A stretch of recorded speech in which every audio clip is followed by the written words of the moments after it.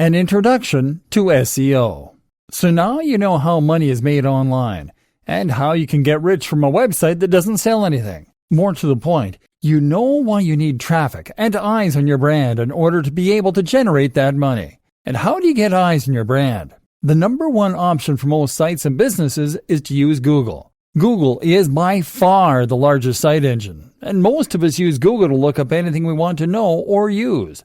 Want to buy a hat? Then you'll probably search "buy hats" online. Want to find out the best exercises for getting great abs? Then you'll probably search for best ways to get great abs. Search engine optimization is all about making sure that your site is the one that comes up first or near the top when someone performs a relevant search like this. That way, people who are looking for your products or your content will find your site. This is still probably the most effective way to bring new visitors to your site and to increase your brand's visibility. But how do you get to that point? A brief history of SEO.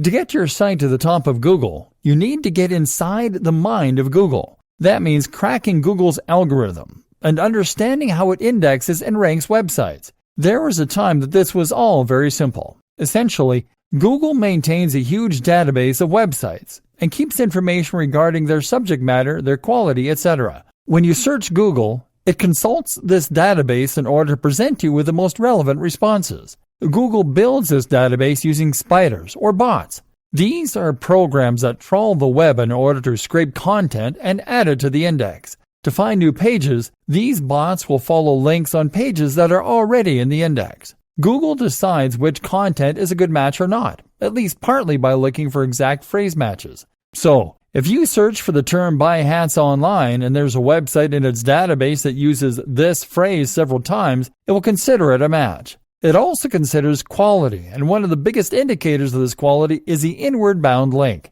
The reasoning behind this is that if a website has linked to your website, then it must approve of your website. This looks like a testimony of sorts, and so the more links that point to your site, the more important and high quality it is thought to be. And back when Google first launched, this was pretty much the only thing you needed to know about SEO. To get to the top of Google, you just needed lots of content that would use the same keywords over and over again. And you needed to get lots and lots of links pointing to your site, ideally from relevant sources. So, if you wanted to build a website about making money online, you would start by researching keywords.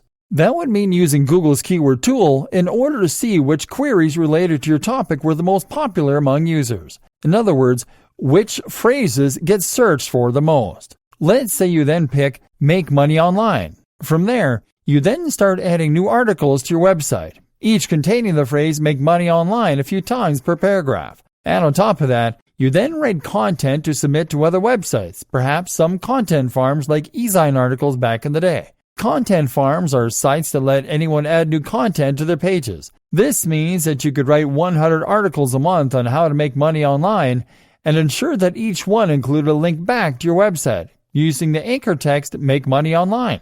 And with time, these practices would be enough to ensure that you got to the top of Google. But that was then. SEO is much more complex, and in many ways, it has evolved to the point of being something completely different. So, let's examine what it involves now, shall we?